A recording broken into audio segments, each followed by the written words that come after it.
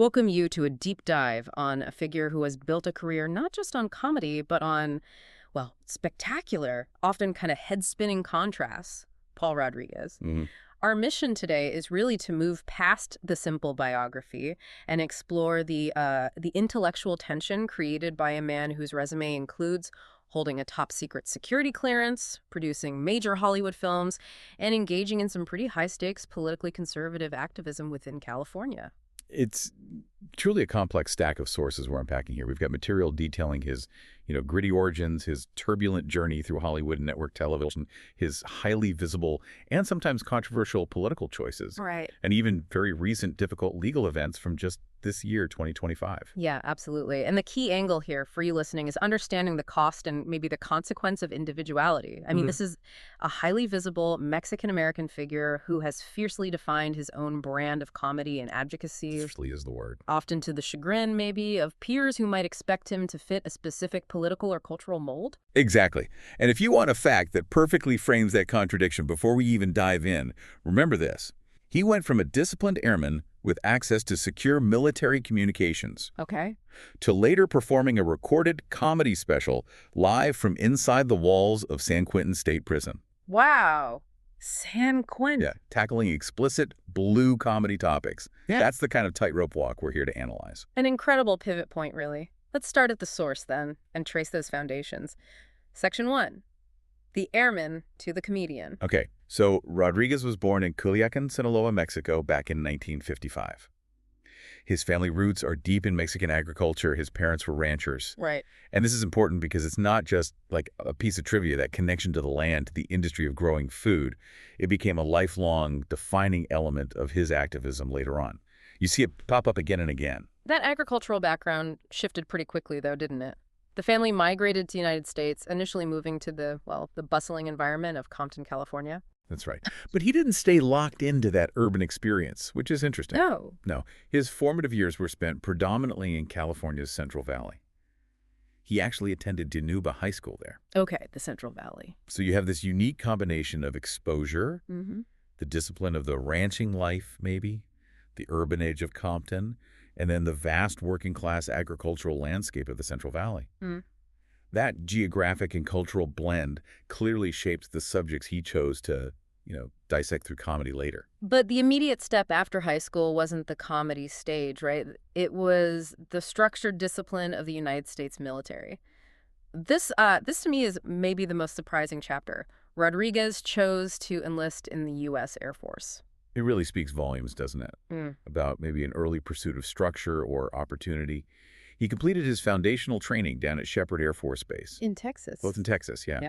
Sheppard first, then assigned to Lackland Air Force Base. And he wasn't just like performing general duties either. The sources are specific. Hey, what do they say? They specify that Airman First Class Rodriguez worked in a communications center. His technical designation was a 29130. 29130. For those of us not familiar with old military codes, what exactly did that entail? Basically, he was a communications center specialist, Yeah. responsible for handling, transmitting, receiving, logging, really sensitive communications traffic. So high-level stuff. An extremely high level. It required diligence, strict adherence to protocol, absolute confidentiality, and the sources confirmed the level of trust placed in him. He held a top-secret security clearance. Top secret. That's incredible. This is the man known for doing raunchy jokes on stage, and he was once entrusted with some of the nation's most sensitive data. It's quite the juxtaposition, isn't it? That tension between extreme discipline and later complete comedic recklessness. Mm. It feels foundational to his whole persona. Absolutely. Where did his service take him geographically? You mentioned Texas for training. Right. After training, his assignments were pretty varied, Right. sending him to very distinct climates and cultures. He was stationed way up in Iceland. Iceland. And later in Duluth, Minnesota. Imagine the culture shock, going from the warmth of Sinaloa in California to the deep freeze of the upper Midwest and the remote landscape of Iceland. Yeah, that's a huge shift. And it was during his Air Force tenure, I understand, that the entertainment bug really took hold. That seems to be the bridge from military service to the stage. That's exactly right. He won Tops in Blue. Ah, Tops in Blue. Yeah, for those unfamiliar, that's a massive annual Air Force entertainment showcase. Yeah. It gives airmen and women an outlet for performance, and winning that competition essentially gave him his first taste of, professional performance recognition. He probably confirmed he had the chops to pursue it full time. So by 1981, he makes the shift, focuses entirely on comedy, where he remains active today. His style, though, it's incredibly eclectic, draws from that cultural background, but also seems to deliberately push boundaries. It really is. We Well, should probably try and delineate his genres clearly. He uses observational comedy, yeah. standard fare based on everyday life. That's there. But he quickly dives into blue comedy. Yeah. That's material considered, explicit, raunchy, often centered on sexuality or taboo Yeah, topics. definitely known for that. He also employs insult comedy, sometimes targeting specific groups or individuals, and of course, sharp political satire. Physical comedy, too, sometimes. It's a real mix. When you look at his core subject matter, Latin American culture, race relations, family dynamics, human sexuality, it kind of makes sense that he chose these more, let's say, aggressive comedic styles. He doesn't seem to be using humor to smooth things over. No, definitely not. He's using it more like a surgical tool, maybe. Yeah, that's a good way to put it. Absolutely. The blue comedy lets him tackle sexuality and family with this, unvarnished honesty that's common in certain cultural contexts, maybe. While the insult and satire let him address the deep complexities of race relations and the Mexican-American experience in the U.S. without pulling any punches. His comedy is meant to provoke thought, sometimes discomfort, and certainly laughter, but it's never, ever timid. Okay, so that unique boundary-pushing voice had to find a home in Hollywood. Let's move into section 2 then, tracking his path through Tinseltown, which, frankly, was defined by some spectacular highs, but also some truly brutal, rapid low points early on. Oh, yeah. That's where the discipline learned in the Air Force must have been seriously tested. Paul Rodriguez is almost a textbook example of the struggle for representation in, 1980s television.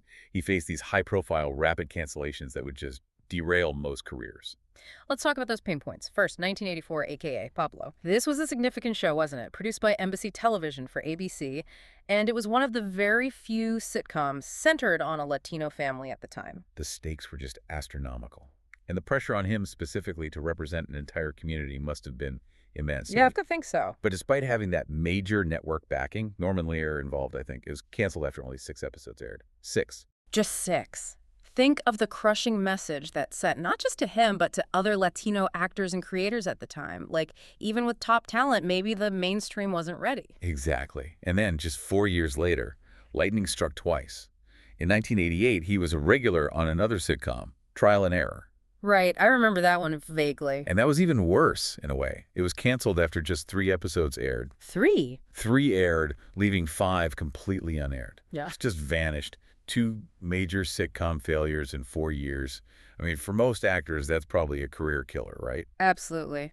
How did he financially or psychologically pivot so rapidly from that kind of public rejection? It's tough. Well, he managed a stunning 180 turn. In that very same year, 1988, the same year Trial and Error tanked. Yeah. He went from failed sitcom actor back to television mainstay, pivoting brilliantly to host the classic game show, The Newlywed Game. Ah, the Newlywed Game. Okay, that makes sense. There was a fascinating lifeline. He replaced the legendary Bobby Eubanks. Big shoes to fill. Huge. They even rebranded the show, titling it The Newlywed Game, starring Paul Rodriguez for his 1-season run. Clearly trying to leverage his name recognition and maybe that stand-up energy. And here's a quirky little detail that ties this era together, according to the sources. The theme song used during his tenure was the classic doo-wop hit, The Book of Love, by the Monotones. The Book of Love. Really? That's wildly specific and kind of unexpected for a late 80s game show. Does that, speak to a specific choice he made about the show's tone or something? I think it does, actually. It kind of roots the show in nostalgia, gives it a playful, slightly retro feel that maybe contrasts with the fast-paced, sometimes cynical nature of late 80s TV. Interesting. It feels like a conscious choice to bring back a classic sound, maybe showcasing his wider appeal to different demographics, sort of a nod to the past. Okay. But he wasn't content just chasing the mainstream American audience, though, right? He was actively bridging mainstream and Latino media long before that became, standard practice. Absolutely. Right after the game show gig, he became a major host on Univision. He led El Show de Paul Rodriguez from March 1990 to January 1993. So a multi-year run on Spanish-language television. Yeah, that was a serious commitment to the Spanish-speaking audience. It kind of proved his loyalty to his cultural base, even while Hollywood was still beckoning. And decades later, he did something similar again with MTV Treeviz, a network specifically tailored to U.S. Latinos.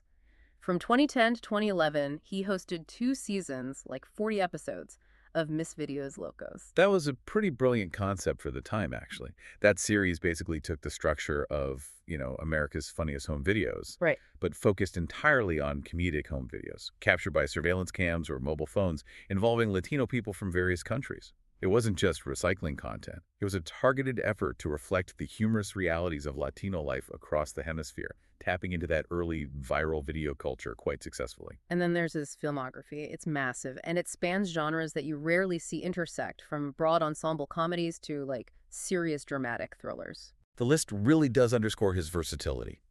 Early roles included those ensemble pieces like DC Cab, Born in East L.A., The Whoopie Boys, classic stuff. Yeah, fun movies. But then you track his later credits, and the shift is really remarkable. He was in Tortilla Soup, which was more of a dramedy. I love that one. The raucous ensemble comedy Rat Race as Gus the taxi driver. Hilarious in that. And then he took on the heavy dramatic role of Dr. Freddie Pacheco in the Will Smith feature Ollie. Right, playing Ollie's doctor. If you look at Tortilla Soup and then Ollie, it's almost like watching two completely different actors. How did he manage that transition from, broad comedy to sharing intense dramatic scenes with major talents like Will Smith, or Clint Eastwood for that matter? Well, it speaks to his credibility, I think.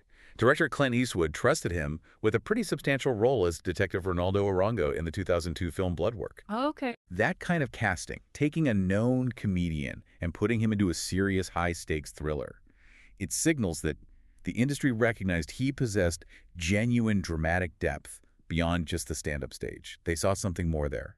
And he also worked extensively behind the camera, which suggests maybe a commitment to shaping the narrative, not just playing a part in it. Definitely. He directed and starred in the 1994 film A Million to One.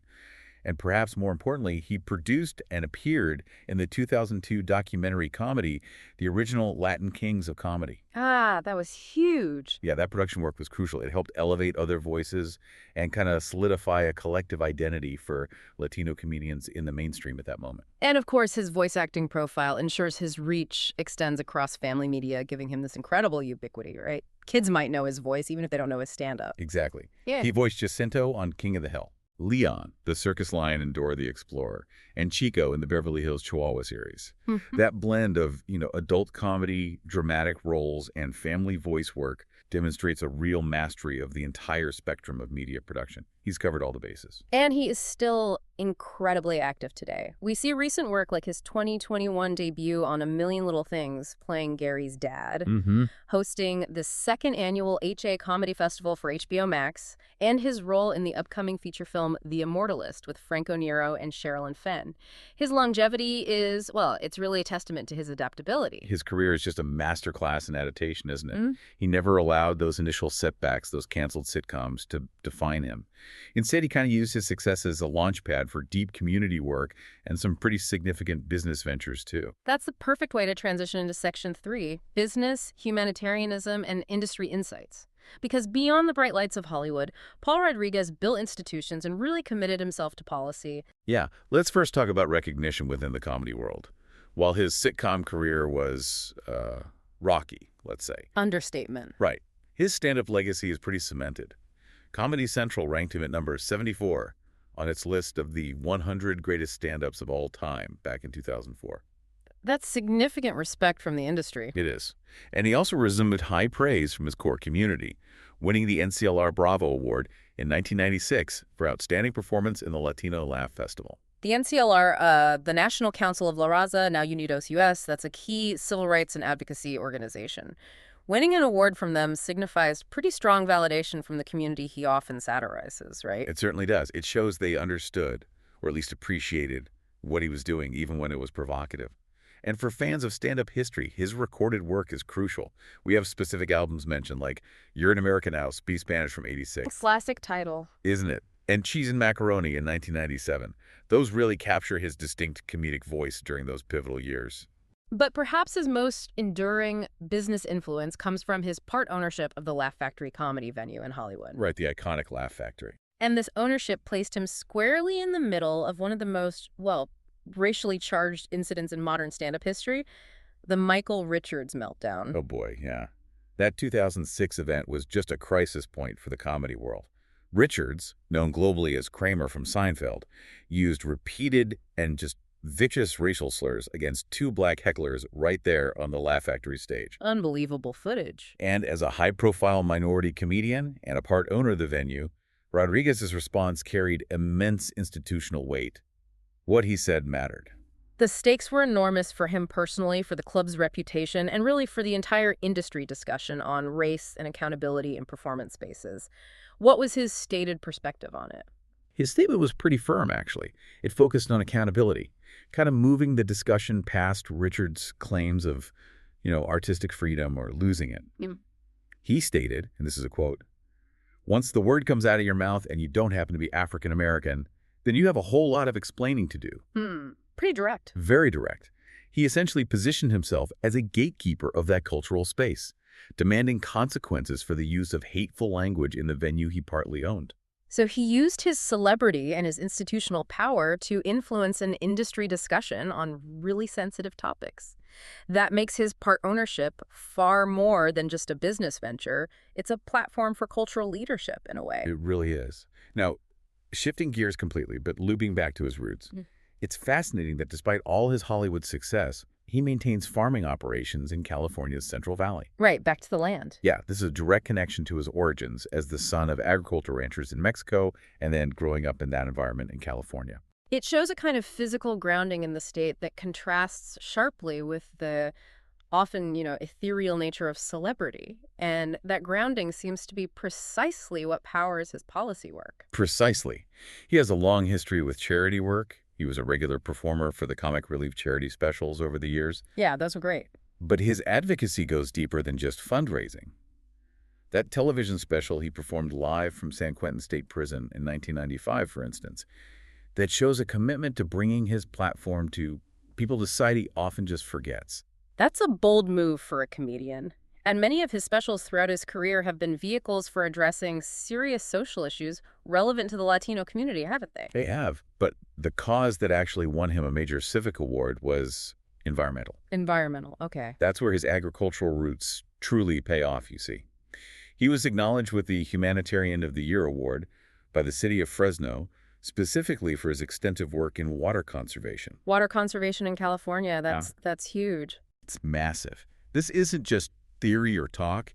He's actively influencing policy on one of California's most crucial and contentious resources. He serves as chairman of the California Latino Water Coalition, right? Which actively campaigns about California's dire water situation, as they put it. This is a profoundly complex political and environmental issue. Oh, it absolutely is. In California, water rights, distribution, it's politically explosive. His involvement gives the issue a high-profile voice that can sometimes cut through the usual political noise. And his influence was tangible. It resulted in actual policy. It did. According to the sources, he was instrumental in enacting the California Water Bond Measure. Okay, for our listeners, maybe in conversational terms, what was the significance of that measure and what was his role in getting it passed? Right. So that bond measure was basically a massive financial commitment. We're talking billions of dollars, designed to fund statewide water projects. Things like reservoir repairs, groundwater cleanup, conservation efforts, that kind of stuff. Billions, okay. Yeah. And to get something that large and complex passed, you need enormous public support, especially from communities that might traditionally be underrepresented in these debates, but are heavily reliant on water, like agriculture. Makes sense. Rodriguez, through the Water Coalition, helped rally key agricultural and Latino support. It kind of proved that celebrity endorsement, when it's tied to genuine policy commitment, can actually shift the political landscape quite dramatically. It wasn't just lip service. That policy work, especially the bipartisan aspect, maybe with the Water Coalition, is the perfect jumping-off point for Section 4, the complex political identity and stances. Because this is where the contrasts he embodies become, well, arguably the most polarizing. Absolutely. Within the Latino community, where he is undeniably a recognized icon, his politics are the source of just tremendous debate and, frankly, criticism. He is a vocal and active supporter of the Republican Party. And he doesn't really hide it, although he once, apparently, self-described his political leaning by calling himself a closeted Republican. Right, which is an interesting phrase in itself. It is. However, he clearly retains some measure of independence, or at least complexity, evidenced by that significant contradiction noted in our sources. He actually voted for Democrat Barack Obama in 2008. Yeah, that vote definitely shows that his political decisions aren't maybe purely based on party loyalty, but perhaps on individual candidate assessment, at least at that time. But his high-profile endorsements have predominantly aligned with the GOP, particularly in California politics. In the 2010 gubernatorial race, he publicly endorsed Republican Meg Whitman during her campaign against Jerry Brown.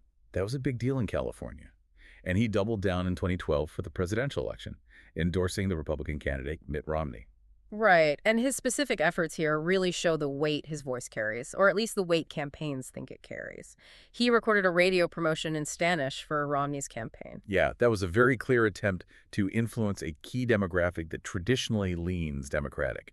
A strategic move by the campaign, using his voice. And his support continued to evolve, though perhaps becoming even more polarized later on.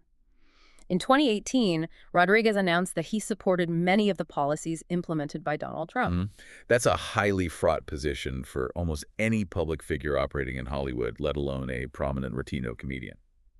Let's just pause on the sheer complexity of that political position for a second.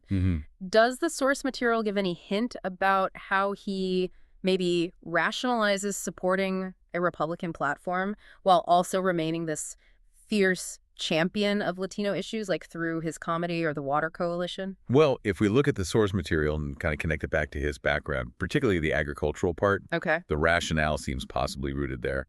His focus on issues like water conservation, resource management, these often align with more conservative approaches regarding regulation, property rights, business stability, especially in the Central Valley where he has those farming interests.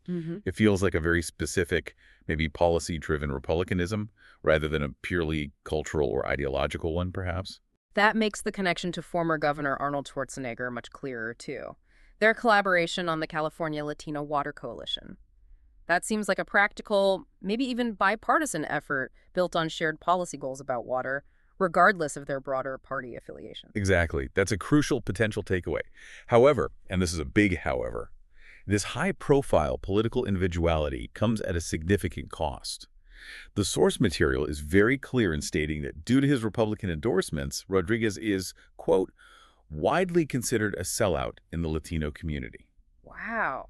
Widely considered a sellout. That's a devastating label for a man who spent so much of his career trying to elevate Latino voices and issues through his comedy and production work. What's the core reason behind that perception, do the sources suggest?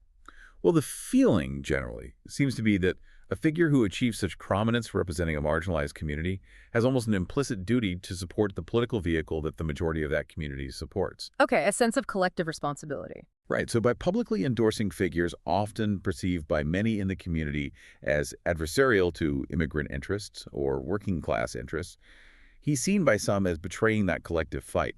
His career really forces us to confront the reality that there is profound political diversity within every community. Sure.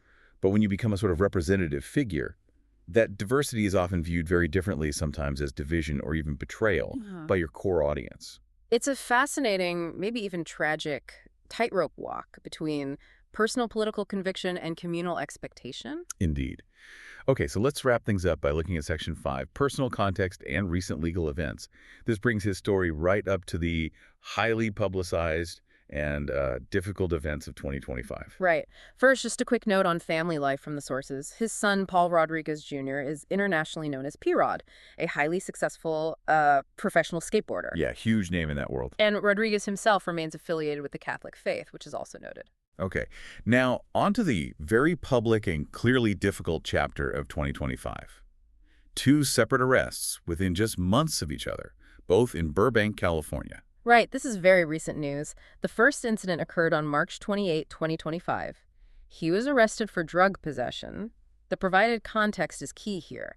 He was reportedly a passenger in a car. Right, not driving. Not driving. A passenger in a car that had been stopped for routine vehicle code violations, and he was subsequently charged with possession of narcotics. The aftermath was immediate and pretty controversial. Rodriguez quickly and adamantly denied possession of any illicit drug. But he didn't stop there. He levied a very serious allegation against the arresting officer, What was the allegation? claiming the officer slapped him and accusing the officer of being on a power trip. So this immediately turned the incident from maybe a standard, albeit high-profile narcotics charge into a public controversy involving allegations of police misconduct. Right, adding another layer entirely. And unfortunately, the situation escalated just a few months later. On August 12, 2025, he was arrested again in Burbank. And the charge was, again, suspicion of narcotics possession. The details provided are that he was arrested the night of August 12 and then released the following morning. These recent legal challenges represent a significant and, one has to assume, painful public hurdle for a figure whose career has already been defined by navigating turbulence and intense public expectation.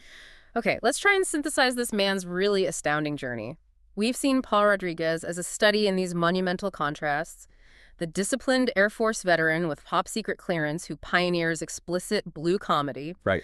the successful Hollywood producer who is also a hands-on farmer, the fierce advocate for the Latino community who endorses high-profile Republican candidates, and now the celebrity dealing with these highly public, repeated legal challenges just this year.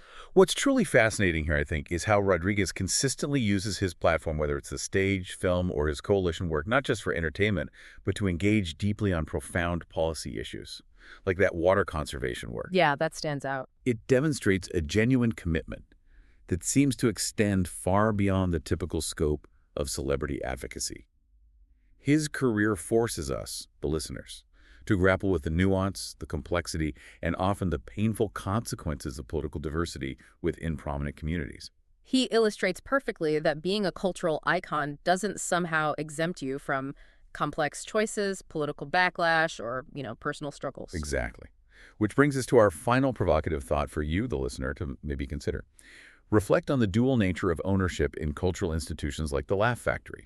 Paul Rodriguez is a minority comedian, yes, but he was also an owner of the building where the Michael Richards incident happened. His public statement demanding accountability from Richards was incredibly potent, partly because it came from a position of both, let's say, moral authority as a peer, but also capital authority as an owner. So the question is, what responsibilities inherently come with owning a cultural microphone, so to speak? And how does the use of private capital owning the venue influence an entire industry's discussion on really sensitive topics like race, language, and accountability? Is ownership in itself becoming the new frontier of activism? Something to think about.